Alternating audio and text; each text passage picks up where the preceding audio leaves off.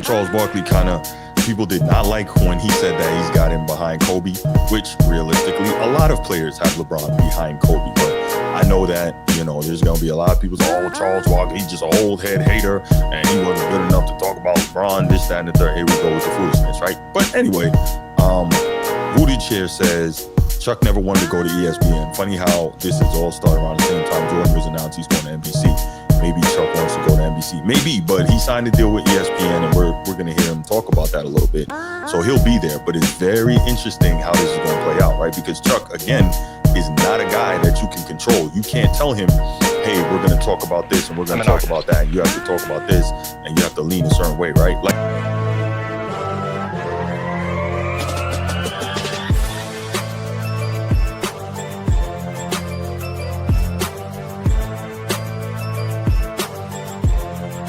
If you're watching here on YouTube, make sure you go ahead, click that subscribe, that like, that notification bell. Make sure you're kept up to date whenever we drop new content on the channel. If you want the audio only version of the podcast, open up your audio podcast platform, hit the search bar, type in The Format Podcast. We should come right up. If you're enjoying the content, make sure you give us a like, leave us a 5-star review, and drop a comment. All that stuff helps us rise in the algorithm, helps us find more sports fans, helps more sports fans find us. Make sure you write it down, put it in your phone, make a note of it. The Format Podcast is live Sunday mornings at 10 a.m. Eastern.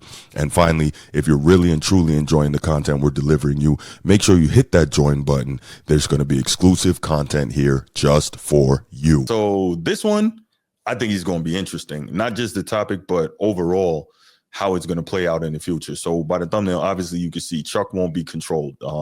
Charles Barkley and LeBron James. And the reason I thought about this, right, is because Charles Barkley's kind of been going back and forth with people, well, for years, right? Because he says what he wants to say and he does what he wants to do, right? And why am I bringing this up? Because as we know, this is the final season of the NBA on TNT.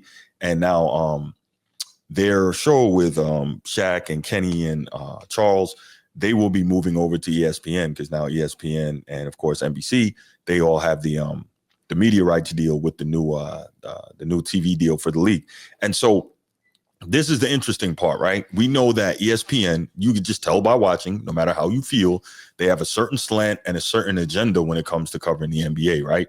Obviously, they got a high level of coverage and praise for Jokic. They got a high level of coverage and praise for Luka. And they got a high level of coverage and praise for the Lakers and for LeBron James, right? And Charles Barkley has been on record talking about this numerous times, how the ESPN only wants to talk about the Lakers and LeBron. And, he has been on the record saying that he has LeBron James as his 7th greatest player of all time behind Kobe Bryant. I'm cool with that. Obviously, you all know, if you watch this show, I don't even have LeBron James in my top 10. He's just outside of that for me for a myriad of reasons, but this is not the episode for that.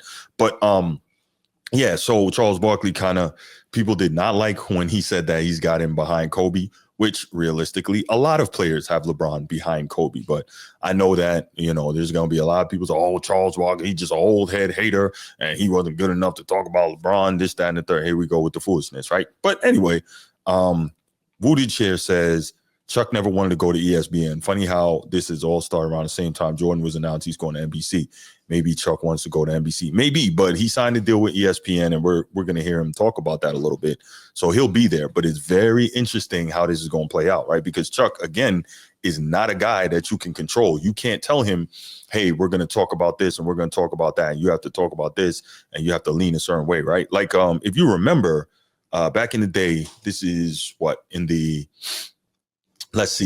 early 2010s, right? When Tim Tebow was like the big thing after he won national championships and came out of Florida. And then he was the head coach, not the head coach. He was starting quarterback of the Denver Broncos, and Skip was all over the Tebow thing. And we've heard former ESPN personalities talk about how ESPN made it a point to tell people, like, you got to talk about Tebow. You got to talk about Tebow. Why?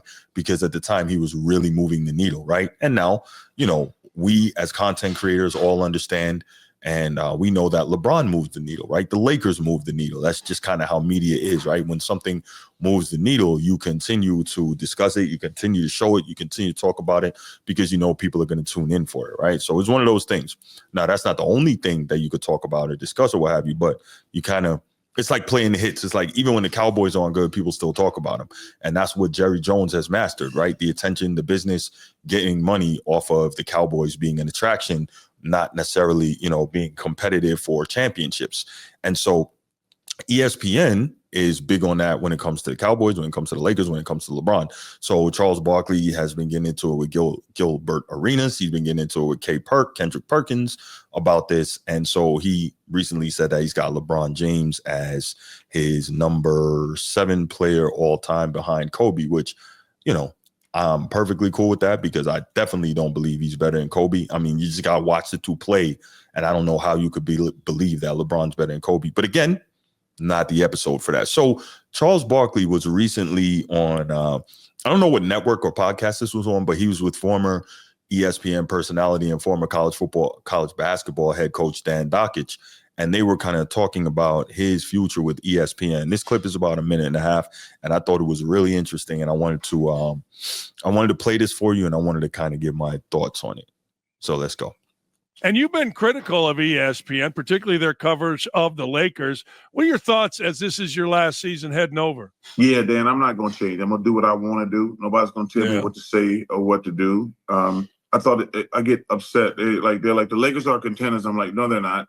So the first thing he says is nobody's going to tell me what to say or what to do. And this is interesting because we're seeing more and more from different people who leave ESPN, and we'll hear something about that shortly, that ESPN is constantly trying to tell people what to say, what to do, what topics to discuss. And it's kind of like, seriously, man, like we get it. We understand how media works and you gotta play the hits, so to speak. But at the same time, like there's more to talk about than that. And also not even just if you're going to talk about the Lakers and LeBron, but the concerted agenda to put guys not where they may not necessarily belong, right? So even when the Lakers aren't necessarily constructed and looking like a championship level team, they go on a little run, all of a sudden it's okay, push the Lakers, to be a championship contender. We gotta frame it that way. We gotta talk about it that way. It's dishonest and disingenuous, but let's go ahead and continue to listen. No, they're not contenders. Kendrick Perkins, who don't know his ass from a hole in the wall. He's like, the Lakers are contenders. And I said, they're not contenders.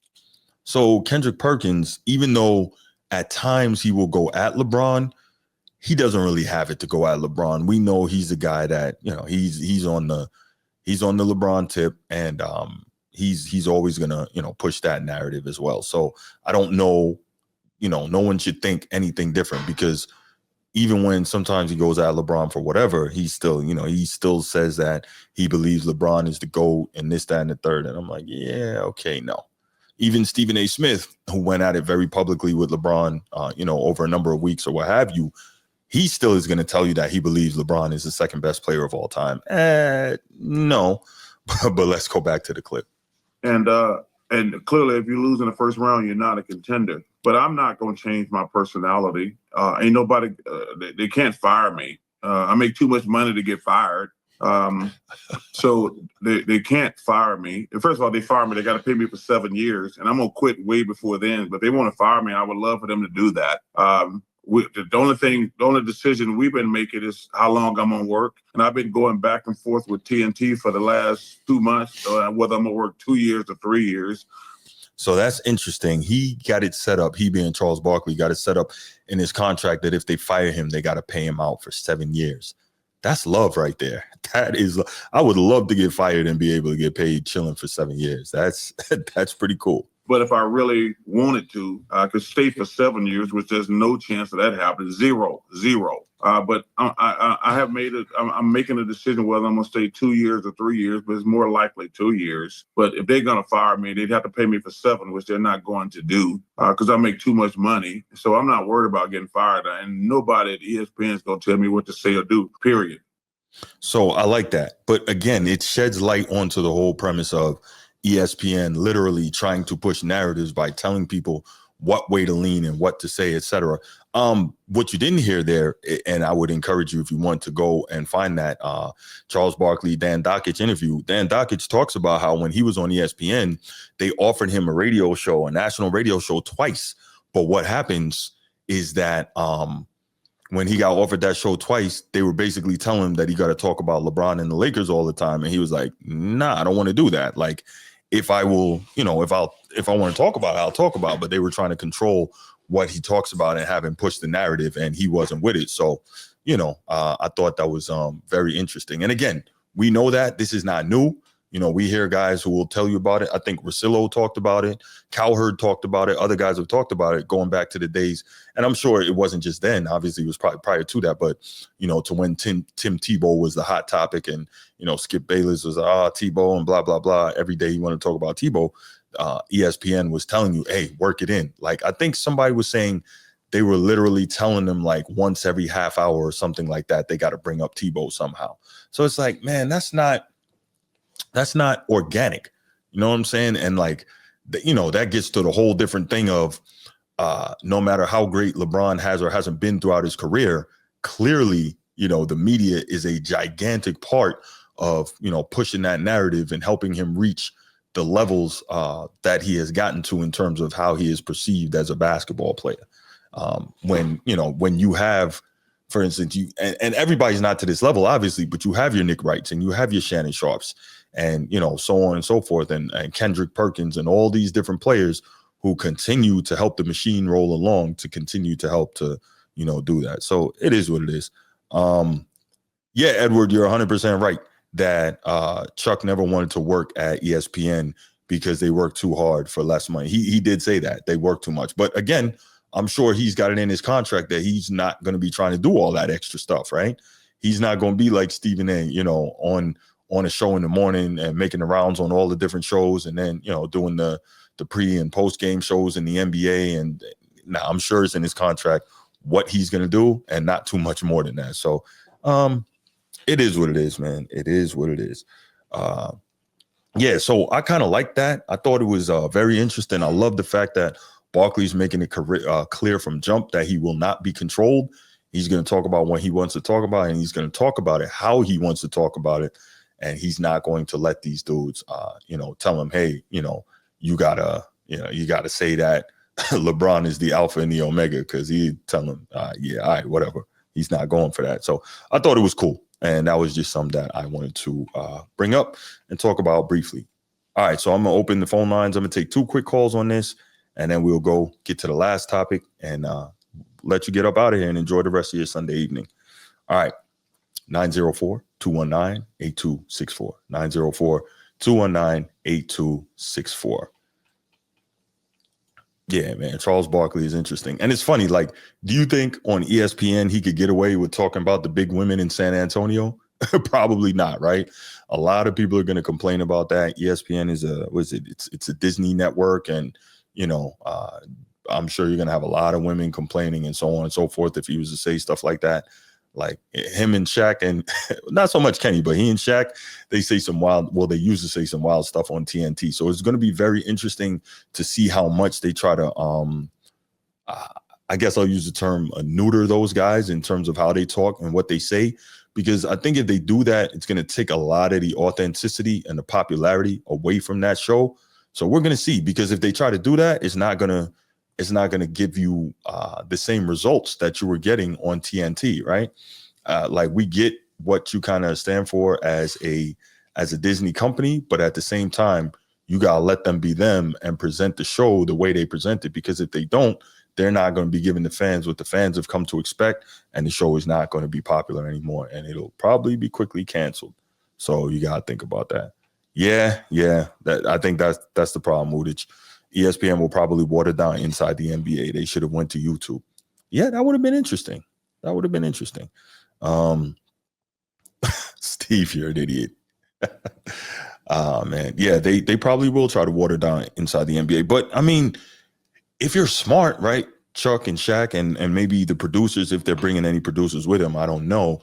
They got to tell them, like, listen, our authenticity and how we keep it raw, that's part of what makes this show popular.